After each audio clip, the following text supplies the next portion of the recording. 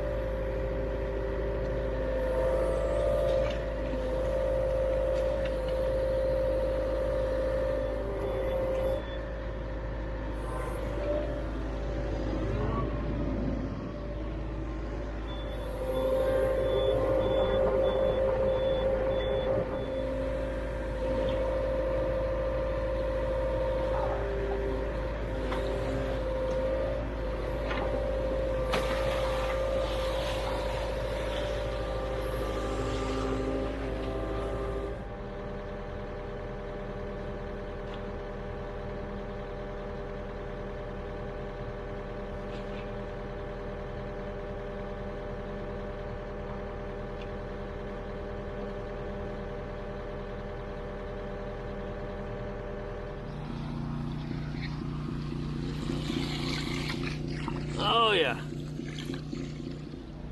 I would have liked to have got this water meter put in before I fixed my banks, but water company couldn't get it here, and I want to try to get the banks sewed before it set in rain and wash me out. So it is what it is. I'm gonna cut this erosion mat out to where we can dig through here, and we'll start going.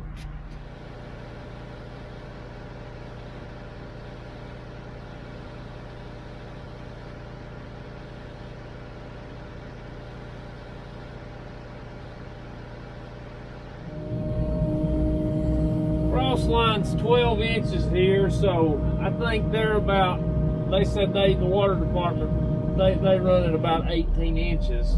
If I take my bucket and set it down flat, it's about 24 inches just above the top of the bucket. So I'm gonna run the line at 24 inches. I'd rather be safe than sorry. Another 5 or 6 inches ain't gonna take me much more time, so that's the way I'm going to set it. Now, I do have this little drainage ditch that I've got to go under, so I want to keep it pretty deep under that, because that's going to stay saturated most of the time. So I'll take it down pretty deep and then start bringing it back up to 2 foot.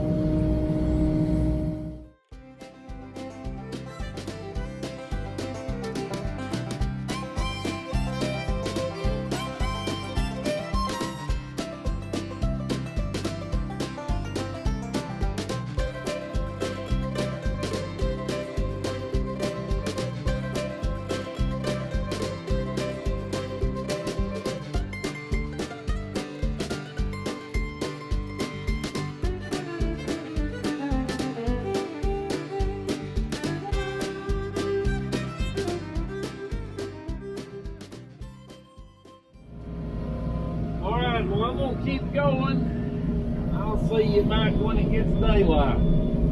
I got up here, I don't know, it's 5:45, so time's supposed to change tomorrow, so it'll start getting daylight a little earlier. But I believe I'd rather work in the dark in the morning than keep a little daylight in the evening. But I guess they didn't ask me for my opinion on that. So anyway, hopefully we'll get daylight here at about 7:30, 7:45. Let's see a little bit.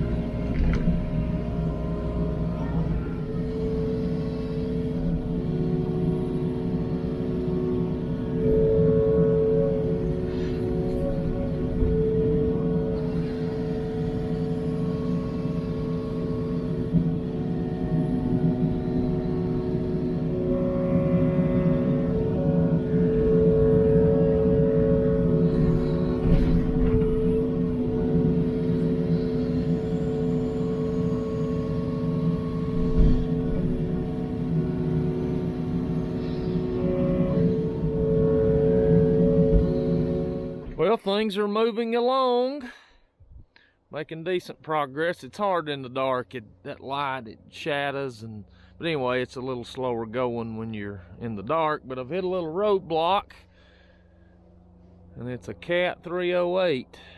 They parked it here yesterday, and anyway, I don't have a key to move it.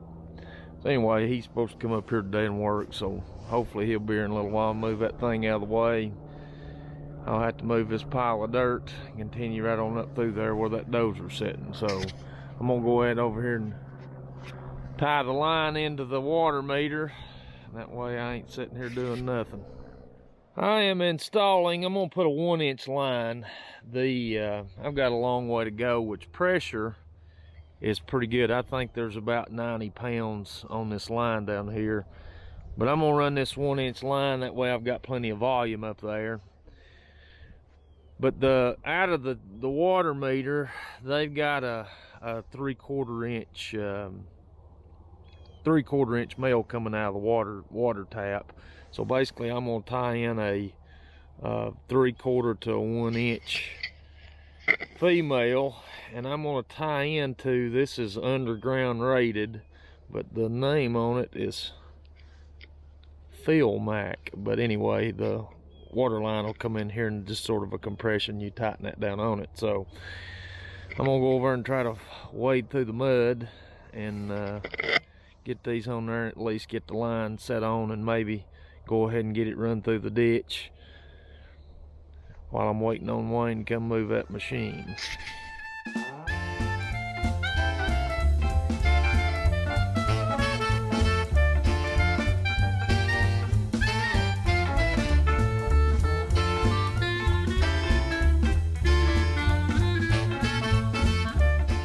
All right, there we have it. Our water line will slide up into this, and that's compression fitting, and we'll tighten that down. We should be good to roll on with it. See if I can climb out of this mud hole.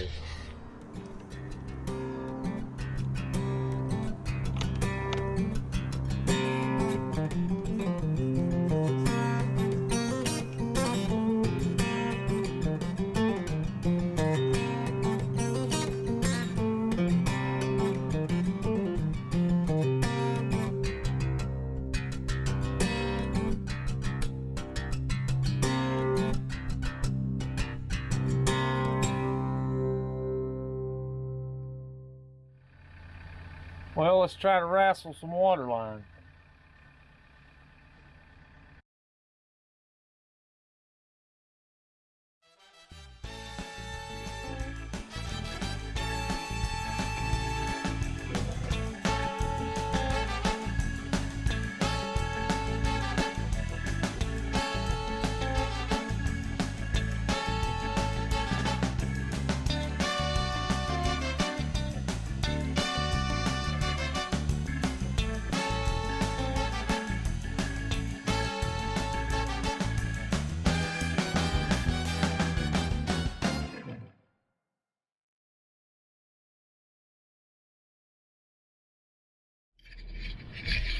Well, got the machine moved, but the pile of dirt was right in the way where I'm gonna put my water line, so I cut it back down to grade level, and then I'll take it on down below that, because this has got to be backfilled, so that'll end up having 3 foot of dirt over it. But before anything else, I got a bucket full of dirt, so let me see if I can clean that out of there.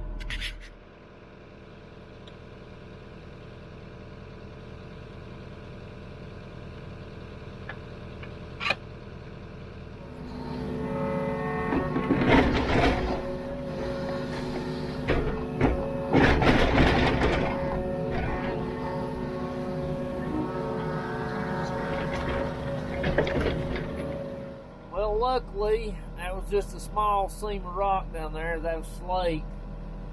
It's been pretty easy digging after that, so hopefully I don't hit any more. But I've been thinking about that rock and that water line going through there. I think I'm going to maybe put an 1.5-inch pipe over it and just put a sleeve over it, and way it'll keep any rock from that water surges that gets in there and moves and rubbing around them rock around it. I'd rather be safe than sorry.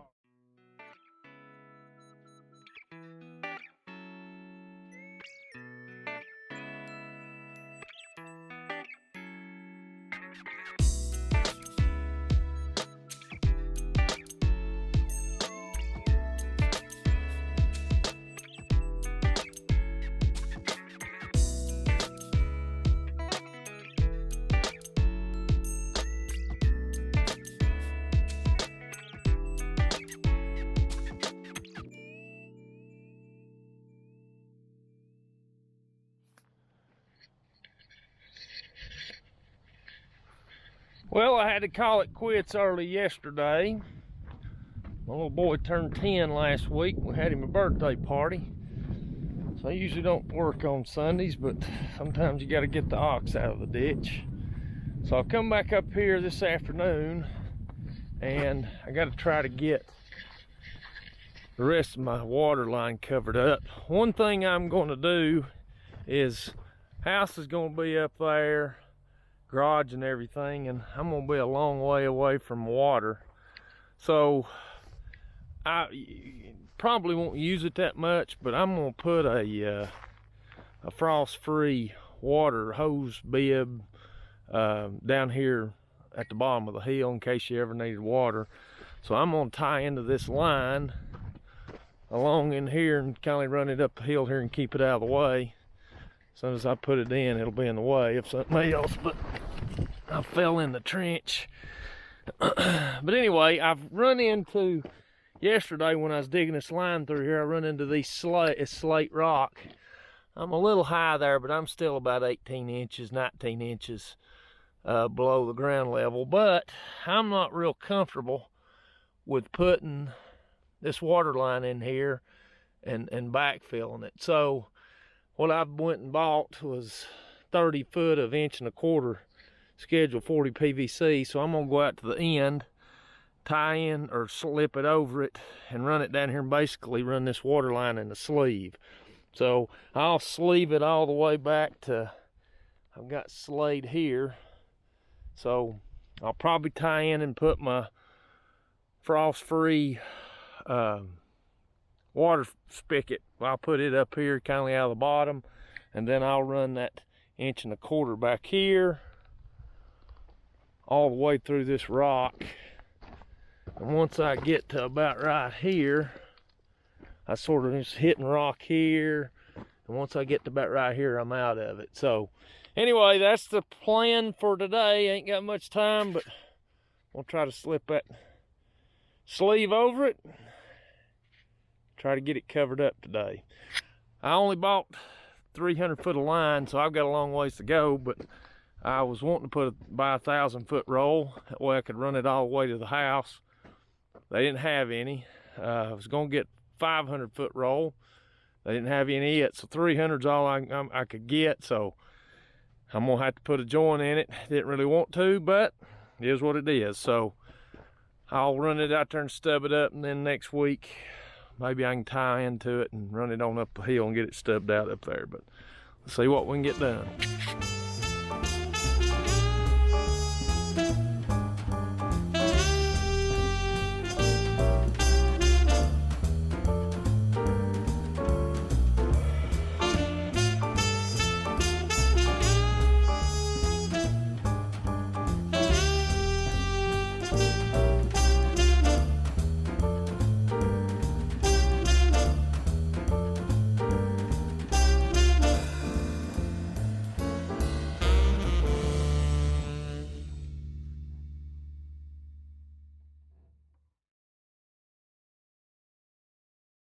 Well, full disclaimer here, I got a little overzealous digging down through there, and I got a little too deep. I was gonna have about 6 inches sticking out, so I thought I had the camera going, but I didn't. But I threw some dirt back in here and packed it down with a machine, so we should be good to go. So I'm gonna go ahead and splice into our line, and we'll run up there and get it stubbed out. I want to let it overhang where it falls off up there. I don't have any gravel now, but they're supposed to bring some this week for the road. I'll take some rock and throw down under it and around it and backfill it up, and then we'll concrete the top, and that way it'll be stationary. But let's run a line up there and see if we can get it hooked up.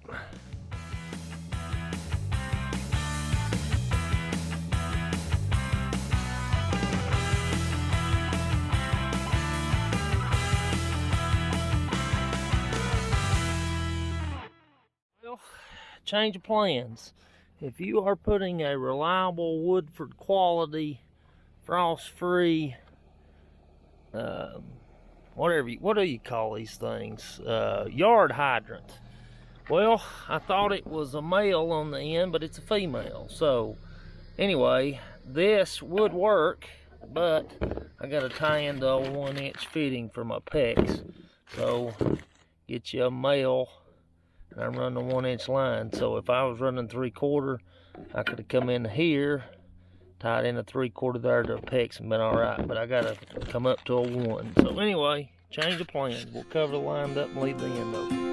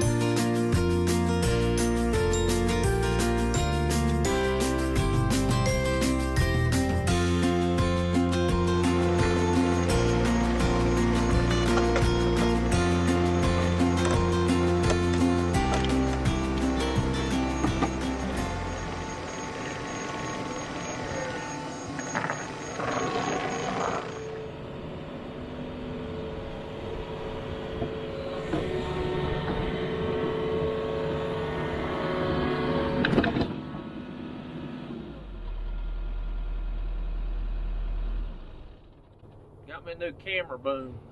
All right, that's enough for today. I got 300 foot of water line in. I've got a drop over here from my yard hose bib, whatever you want to call it, frost free, but I'll have to get another fit to do that. But then we'll tie into the end of this 300 foot and take it on up the hill. I've probably got another 300, at least another 300 feet to go, and we'll try to maybe do that this weekend. But next up, hopefully next week, we'll get some gravel, and we're going to try to get some grass sowed around the pond. Got to get the bank over there fixed to where we started from. Hopefully that'll dry out in a few days and we can get that slicked up. This, we've got a backfill up against the driveway where I'm sitting now, so I didn't pay a whole lot of attention to getting it slick. But I've got the tractor in the yard box, so this week I hope to get up here in the evenings. So it's getting dark now at 5:30, so hopefully I can get up here maybe even after dark, try to slick it up. But I'd like to get some grass sowed here in the next couple of weeks. But anyway, if you watched, I appreciate it, and it's pretty cool when people comment on these videos. I started this just to kind of document the process of us building a house, but it's pretty neat that people watch it. So if you watched it, I appreciate it. And if you would, hey, leave me a comment. That's pretty cool. And if you got any, say where I'm screwing up, let me know. But one thing I will say, I've got 113 hours on this machine, and I've rented one 2 times before and run them 3 or 4 hours. So I've got 120 hours on an excavator. So I'm a rookie. So if you came to watch some expert run an excavator, you come to the wrong place. But I will tell you this, if you're gonna buy one of these machines, get that angle blade on the front. It's a little more money, but I'm gonna tell you, there's a trick when you're filling ditches. You can run your track in the ditch, sort of pack it as you go, but roll that dirt over in there. But they're handy to have on a machine. So if you're buying one, hey, spend the extra money, get the angle blade. I don't think you'll be sorry. But hey, we'll catch you on the next one. See ya.